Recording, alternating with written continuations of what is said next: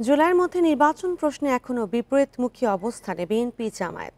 BNP দ্রুত নির্বাচন চাইলেও জামায়াত চাইছে প্রয়োজনীয় সংস্কার শেষেই হোক ভোট। তড়িঘড়ি নির্বাচন দেশের জন্য ইতিবাচক হবে না বলেও মনে করেন জামায়াত। আর বিএনপি বলছে আন্দোলন করে অন্তর্বর্তী সরকারের কাছ থেকে নির্বাচন আদায় করে নেওয়াটা দুঃখজনক। 250-টিরও বেশি ডিজাইন অপশন নিয়ে ওয়ালটন স্মার্ট ফ্রিজ, বোঝে আপনার প্রয়োজন।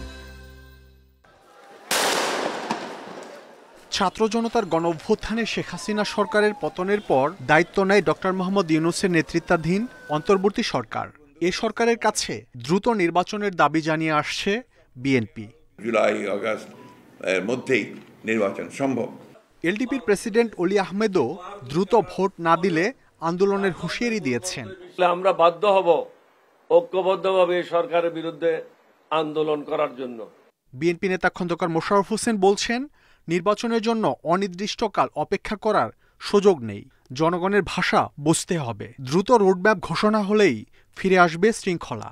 সরকার এবং নির্বাচন কমিশন যদি আন্তরিক হয় তাহলে আগস্টের মধ্যেই কিন্তু নির্বাচন সম্পন্ন করা সম্ভব।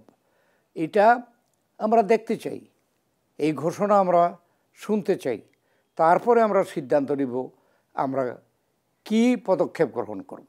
অনির্দিষ্ট কালের জন্য না থেকে একটা সময়ের মধ্যে বিদায় হবে, সেটা তারা কিন্তু এই রোডম্যাপের মাধ্যমে বুঝাতে পারে মানুষকে, এবং এটা রোডম্যাপটা দিলেই জনগণ নির্বাচনমুখী হয়ে যাবে।